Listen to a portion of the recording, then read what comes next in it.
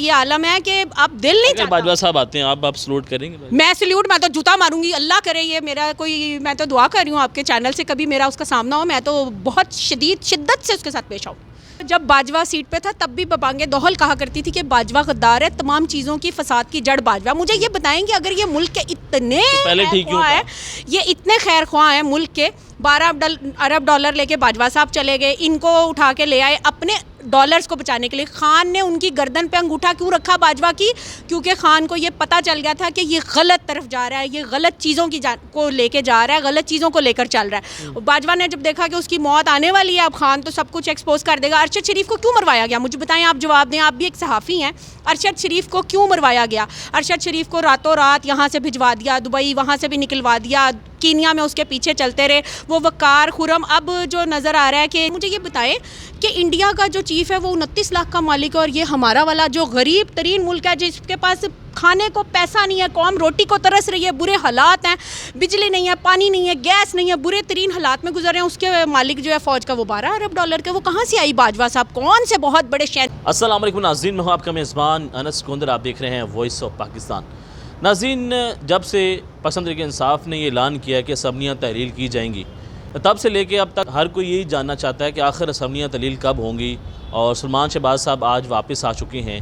इमरान खान साहब क्या सोच रहे हैं, बात करते हैं। पसंद तहरीक इंसाफ की रहनुमा हैं, ये क्या कहती हैं, अब क्या होने वाला, सारी बातें इनसे करेंगे।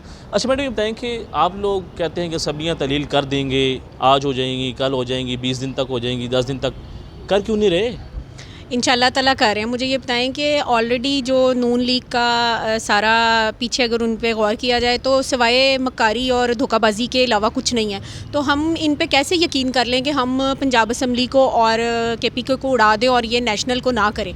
तो इनके पीछे लगना जो है वो सख्त बेवकूफ़ी। और मैं समझती हूँ कि जिस तरह खान साहब चल रहे हैं चीज़ों को लेकर, जिस तरह वो इनको ये समझ रहे हैं कि ये हमें खिला रहे हैं, बेसिकली ये हमें नहीं खिला रहे, बल्कि हमने इनको एक अजियत में मुब्तला किया हुआ है। ये कैसे? वो ऐसे ही अजियत में मुब्तला किया हुआ है। आप मुझे ये बताएं, देखें इनके ऊपर कितना ज़्यादा पब्लिक का प्रेशर बिल्ट है। अब ये इस वक्त असम्बलियों को क्यों नहीं तोड़े? उसकी वजह ये है कि इनको पता है कि जब ये अवाम में जाएंगे तो ये ज़ीरो हैं, इनकी क्रेडिबिलिटी ज़ीरो है, इनकी ईमानदारी, इनके बोल चाल, इनका अंदाज़, और जो इन्होंने अब तक मुल्क के साथ कर दिया है गद्दारी। मुझे ये बताएं कि कौन सा, वो तो कहते हैं हमने मुल्क को बचाया। उन्होंने क्या बचाया? मुझे बताएं। उन्होंने ये बचाया कि उन्होंने अपने तमाम केसेस ख़त्म कराए हैं। पहले वो जो डॉलर मुंशी जी इसहाक डार, वो मुंशी था ना, लारी अड्डे पे मुंशी था, स्कूटर पे आया करता था, आज वो हम पे मुसल्लत हो गया हिसाबदान बन के, हिसाब किताब का माहिर। वो मुंशी से निकल के हमारे पे मुसल्लत हो गया, और उस डॉलर जी उसने स्टेबिलिटी लानी है और डॉलर को सही करना है, ये करना है।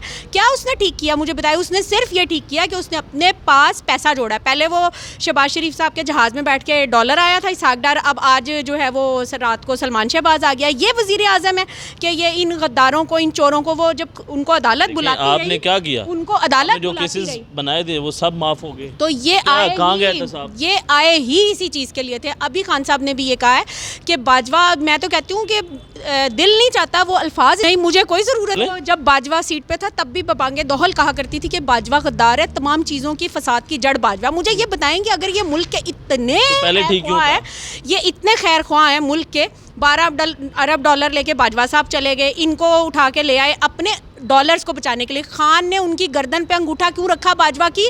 क्योंकि खान को ये पता चल गया था कि ये गलत तरफ जा रहा है, ये गलत चीज़ों की को लेके जा रहा है, गलत चीज़ों को लेकर चल रहा है। बाजवा ने जब देखा कि उसकी मौत आने वाली है, अब खान तो सब कुछ एक्सपोज कर देगा। अरशद शरीफ को क्यों मरवाया गया? मुझे बताएं, आप जवाब दें, आप भी एक सहाफ़ी हैं।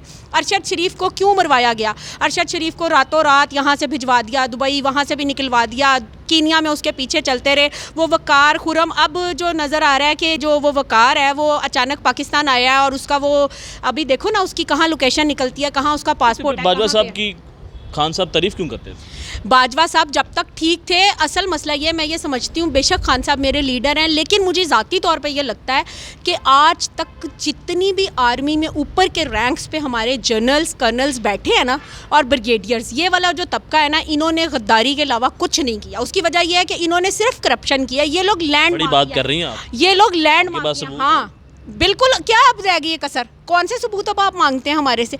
मुझे बताएं। लैंड माफिया सबसे बड़ा करप्ट ये है। मेरे जो सरहदों पे फौजी लड़ते हैं, जाने तो उनकी शहीद होती है, को उठा के पेशावर से अचानक भावलपुर कर दिया गया। ये सारी बातें मैं समझ गया, वो घड़ी किधर है? घड़ी तो लेकर आए।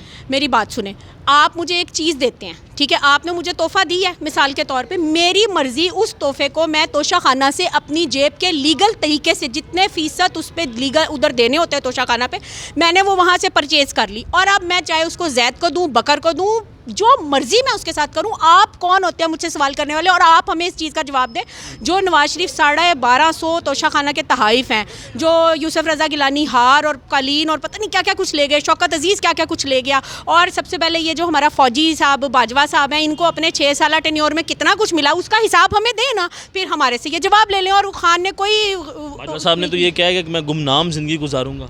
उसकी तो हम ऐसी गुमनामी पहुँचाएंगे उसको, बेल्जियम में भी उसकी नस्लों को तबाही के वहाँ पे पहुँचेंगे हम, उसके पीछे वहाँ भी जाएंगे।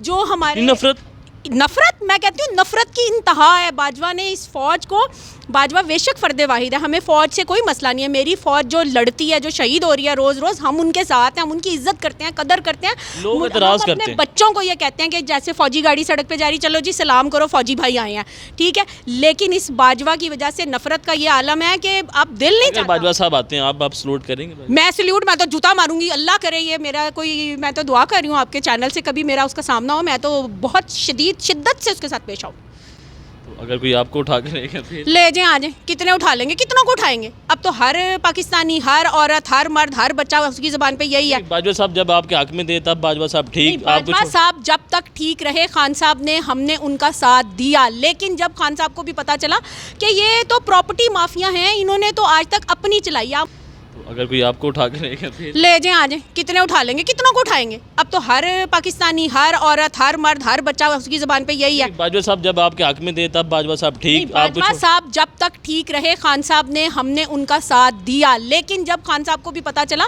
कि ये तो प्रॉपर्टी माफिया हैं, इन्होंने तो आज तक अपनी चलाई। आप मुझे ये बताएं कि इंडिया का जो चीफ है वो 29 लाख का मालिक है, और ये हमारा वाला जो गरीब तरीन मुल्क है, जिसके पास खाने को पैसा नहीं है, कौम रोटी को तरस रही है, बुरे हालात हैं, बिजली नहीं है, पानी नहीं है, गैस नहीं है, बुरे तरीन हालात में गुजर रहे हैं, उसके मालिक जो है फौज का वो 12 अरब डॉलर के, वो कहाँ से आई? बाजवा साहब कौन से बहुत बड़े शहंशाह? बाजवा साहब की फैमिली के ऊपर हैं ये सारे, उनके तो अपने नहीं, बाजवा साहब अपनी फैमिली से अलग है। वो तो यही बात होगी कि अनस ने जो है वो चीज़ें बनाई हैं, तो उनके वालिद साहब उनके कोई वो नहीं है। अजीब बात कर रहे हैं ना आप। ठीक है जी नाज़रीन, आपने इनकी गुफ्तगू सुनी है। इनका ये कहना है कि अब पाकिस्तान को आगे बढ़ना होगा और इमरान खान साहब हर हाल में एहतसाब करके रहेंगे। और ये जो घड़ी की बात कर रहे हैं, इनका ये कहना है कि नवाज शरीफ साहब 1250 तहाइफ लेकर चले गए, लेकिन आज तक उसका एहतसाब नहीं हुआ। उसी के साथ इन्होंने कहा कि शौकत अजीज़ साहब ले गए, वो भी कोई एहतसाब नहीं हुआ। तो रफ़ीक तारड़ साहब इतने तहाइफ ले गए, उसका कोई एहतसाब नहीं हुआ। इनके पास, इनके मुताबिक, एक घड़ी के अलावा इनके पास कुछ नहीं है, और इमरान खान साहब जो है वो फतहयाब होंगे और पाकिस्तान जो है वो आगे बढ़ेगा। देखते रहिए मोसी पाकिस्तान। अल्लाह हाफ़िज़।